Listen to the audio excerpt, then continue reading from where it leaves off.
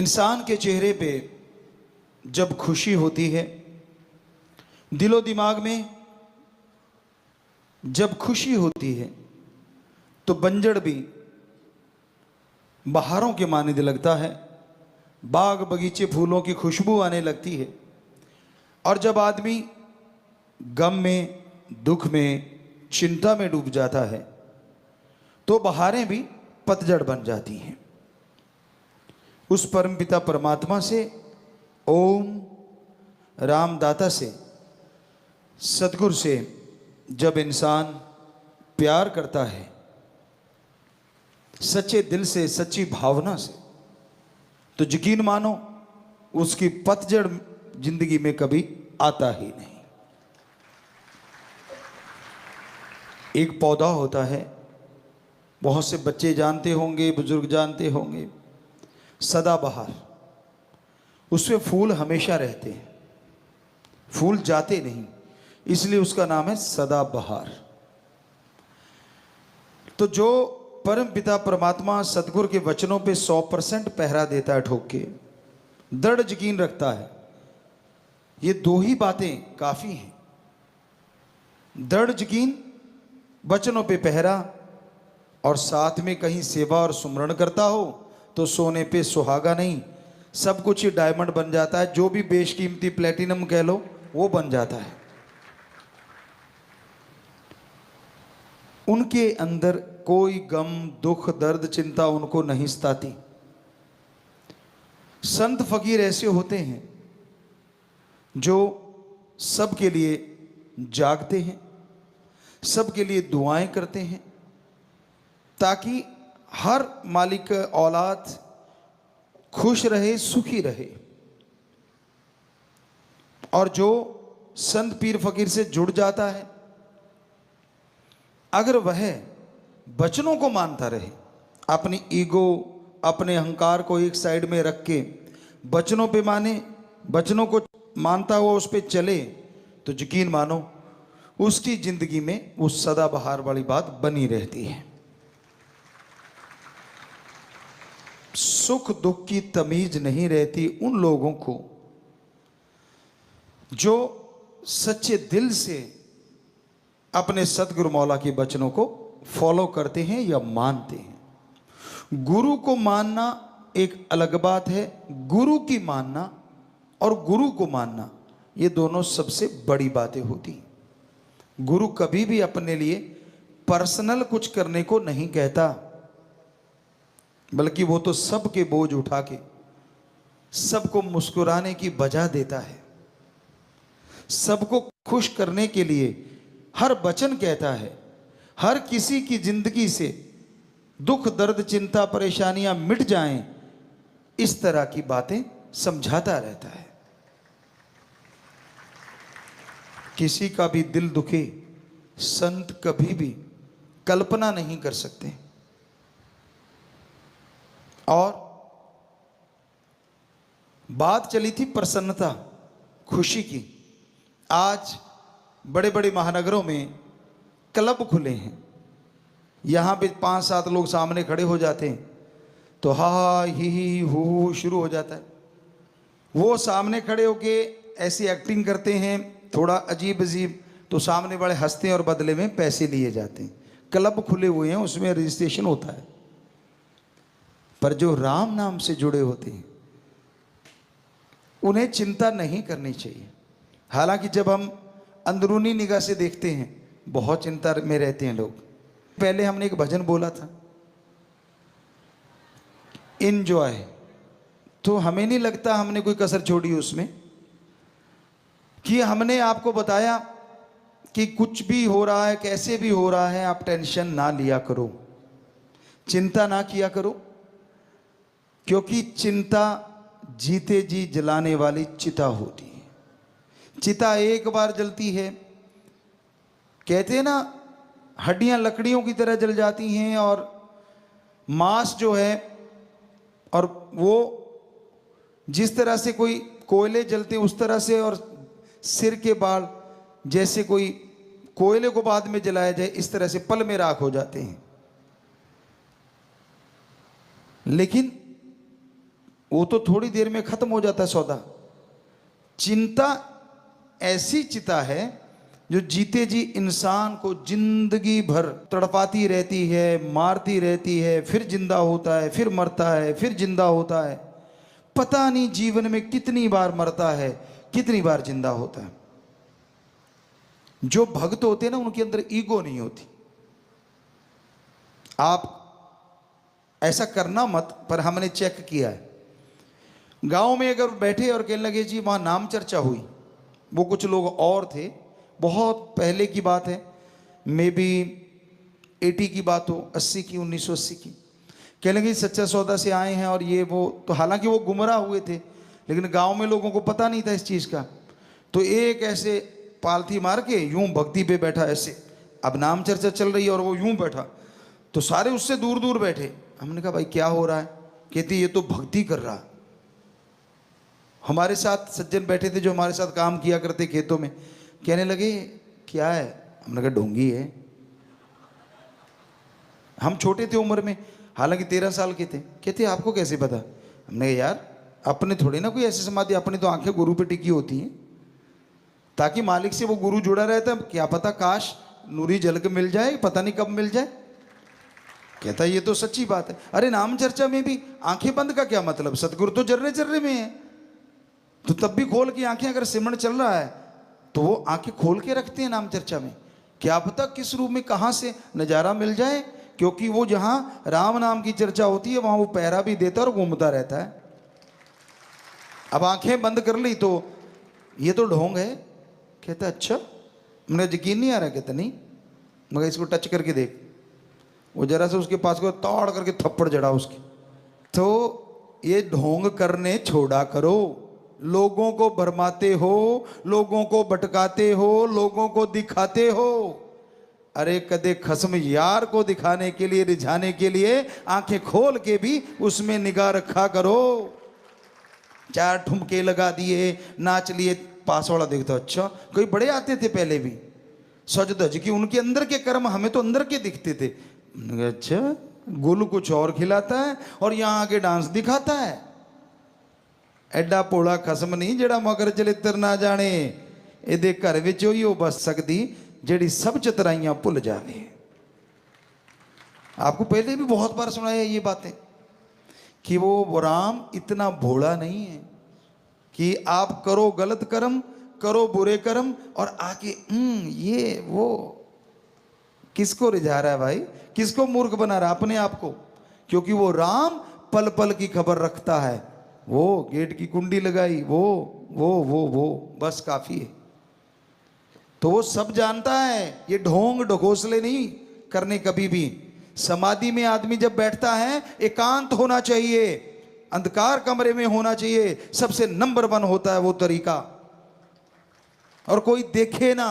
कोशिश करो जब समाधि में जाने की, अगर आपकी इच्छा है, क्योंकि अंधेरा होगा तो आंखें भी अट्रैक्ट नहीं होंगी। लाइट से आंखों में, आंखें बंद करके देख लो आप दिन में, तो आंखों में एक लाइट रहेगी। अंधकार में वो बिल्कुल बंद हो जाती, तो आंखें भी आपको किसी और तरफ नहीं लेके जाती। अंधकार कमरे में बंद है, थोड़ा अंधेरा, ज्यादा अंधकार से डरते हो, डिम लाइट। कोई भी नीचे आजकल तो 100 चीजें चलती हैं, फुट लाइट बोलते हैं, वो चलती रहे। आप आराम से बैठ जाओ और ध्यान जहां जमा के, वो होती है समाधि। और ये होता है पाखंड, जो लोगों के बीच में बैठ के यूं दिखाना मैं भक्त हूं, ताकि वो देखता है, उसको पता होता है मुझे लोग चेक कर रहे हैं। ना रे भाई ना, सच्चे सौदे में ये नहीं सिखाया जाता। तो ये अहंकार की जड़ होती है, ये मान बढ़ावे के भूखे होते हैं। बेप्रवाह मस्ताना जी महाराज की बात ख्याल में आ गई। श्रावण शाह साईं जी जब गुफा से तेरावास से निकलते थे तो वो साईं जी अपने पांव में घुंघरू बांध लेते बड़े बड़े, और जैसे श्रावण शाह जी बाहर निकले तो वो डांस करना शुरू कर देते। मेरा मक्खन मलाई, मेरा दाता रहबर, मेरा सतगुरु मौला, जितने भी उनके शब्द थे वो अपने आप में अलग ही थे।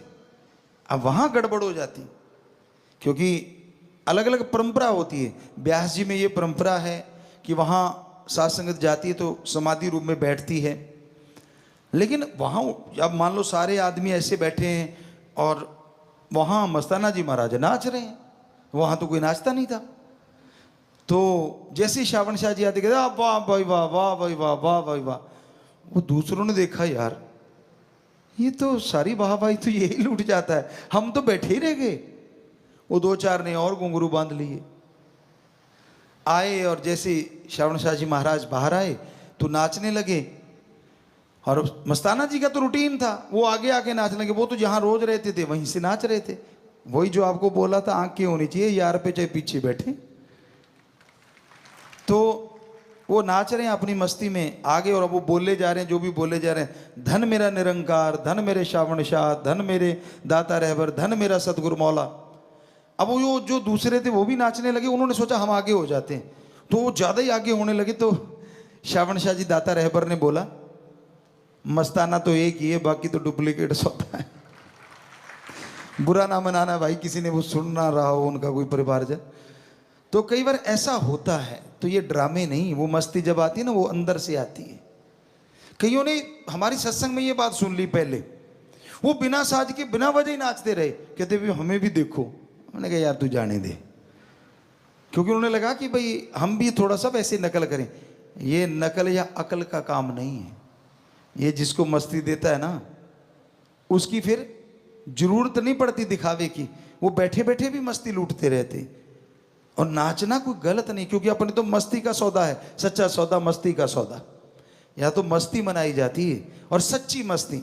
ये नहीं कि मुझे कौन कौन देख रहा है, ये नहीं कि मैं ऐसा करूंगा तो मुझे कौन देखेगा, वो तो गया, उसके अंदर की खुशियां नहीं मिलती। जो सच्चे दिल से सच्ची भावना से मस्ती चाहते, पीस ऑफ माइंड चाहते हैं, तो वो आप राम नाम में बैठो, उसकी भक्ति में बैठो, मानवता का भला करो, तो यकीन मानो अंदर बाहर आपके चेहरे पे भी और अंदरूनी तौर पे भी मस्ती का नजारा जरूर नजर आएगा। बहुत लोग हमें यहां वहां पूछते हैं, गुरुजी आपके चेहरे पे सिकिन क्यों नहीं आती? हमने कहा हमारा यार दोनों जहां का मालिक है और वो जानता है, इसलिए वो सिकिन नहीं आने देता किसी भी स्थिति में।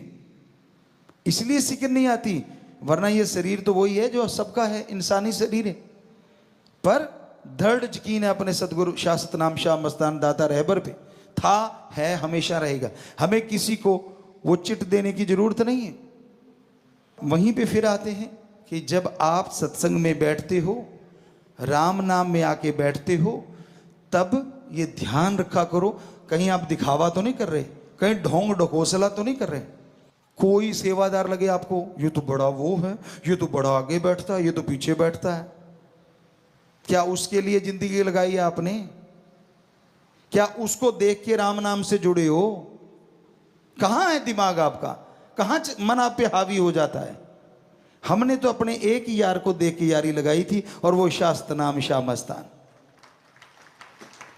आज भी वही दिखता है। हम तो जिसमें निगाह घुमाते हैं वो बैठा हंस रहा है, मुस्कुरा रहा है, इसलिए तो आज हंसी वाली बात शुरू कर दी। हालांकि आप कईयों के 4:40 बजे हुए थे, लेकिन हमें तो 10-10 ही लगते हैं जिधर भी देखते हैं, क्योंकि मेरा यार, मेरा सतगुर सबके अंदर बैठा मुस्कुरा रहा है। आपको नजर नहीं आ रहा तो सिमरण किया करो ना, सेवा किया करो। बैठा आप में गजब है, हर जगह बैठा है, कण कण में बैठा है। तो आप ये मत देखा करो कौन कैसा है, कैसे चलता है, कैसी सेवा उसकी। सब ढकोसला हो सकता है और सारे सच्चे भी हो सकते हैं। बहुत ही बढ़िया सेवादार है हमारे, पर कोई कोई ऐसा भी है, वरना हम ये बात कभी ना कहते। सारे अच्छे सेवादार हैं। 100 में से अगर 90-95% भी ऐसे नहीं है, तो इससे हमारे से लक्की कोई हो ही नहीं सकता जिसके बच्चे इतने अच्छे हैं, वो भी इतने घोर कलयुग में। वरना डुप्लीकेट ड्रामे चल रहे हैं। हमें बार बार इसलिए कहना पड़ता है क्योंकि ऐसा करने वाले बहुत हैं। वो खसम पल पल की खबर रखता है। फिर अगर ऐसे हो गए तो फिर मत कहना ऐसे क्यों हो गए, क्योंकि अगर आप आशिकी दिखाते हो तो आशिकी पे खरे भी तो उतरो, पक्के भी तो बनो। दिखावा नहीं, ढोंग नहीं, ये नहीं चलता ज्यादा देर। ठीक है, आपको आज नहीं जच रहा, तब पूछेंगे जब कोई 4 लोग ना उठा के ले आए कि पिताजी बीमार हो गया, मालिक ना करे ऐसा हो, इसलिए आज आप बोल रहे हैं। अच्छा है अब भी मन को समझा लो, अच्छा है अब भी अपने आप को बदलो, छोड़ दो दिखावा कुछ और, कर्म कुछ और, दिखने में कुछ और, बोलने में कुछ और अंदर कुछ और। छोड़ दोगे, यकीन मानो सुखी रह लोगे, सिक्किन नहीं आएगी चेहरे पे। अगर 100% गुरु से प्रीत लगी है, गुरु बिना दूसरी बात ही नहीं आती। गुरु की निंदा सुनना तो दूर की बात, अगर चस्के लेके सुनते हो या ऐसे लोगों की सोहबत करते हो तो फिर मुश्किल है चेहरे पे नूर रह पाना। इसलिए हाथ जोड़ के विनती है, बुरा ना मनाओ। एक माँ बाप की तरह कह रहे हैं, हम कौन सा कुछ गलत कह रहे हैं, सच्ची बात कह रहे हैं जो कि बेहद कड़वी होती है। कड़वी तो कुनैन भी होती है। पुराने टाइमों में, आजकल शुगर कोटेड आ गया, हमारे ज़माने में मान लो 70-72 में ये देखा करते थे, बड़ी कड़वी कुनैन आती थी और वो लिक्विड होती थी। और क्या करते थे, पंजाबी च कहते तौड़ी वाला दूध, सारा दिन कड़ता रहता था। उस दूध को ठंडा करके और उसमें बहुत सारी चीनी डाल देते थे ताकि बिल्कुल चाशनी बन जाए। और उधर से बच्चे का मुंह में डालते चम्मच, नाक लेते पकड़, अब नाक में श्वास नहीं आया तो गट गया, बच्चा चीखता, इससे पहले दूध लगा देते मुंह पे तो मीठा मीठा दूध फटाफट चढ़ा जाता, भूल जाता कि मैंने कड़वी दवाई ली है। आजकल उस कुनैन के ऊपर ही शुगर कोटेड कर दिया, हाईटेक हो गया थोड़ा। तो इस तरह संतों की बातें होती तो सच्ची हैं, पर कईयों को कड़वी लगती हैं, और जो वचन मानते हैं उनके लिए वो दूध वाली लगती हैं। कड़वी इसलिए लगती हैं क्योंकि उनके अंदर सारी कमियां होती हैं, और दूध वाली मीठी उनको लगती हैं जो कहते हैं यार शुक्र है पहले ही सुधर गए, नहीं तो आज आप इसी में बैठे होते। तो भाई हमारा आपका दिल दुखाने का नहीं, तभी हमने खुशी से शुरू किया कि बेटा खुश रहा करो, मस्त रहो,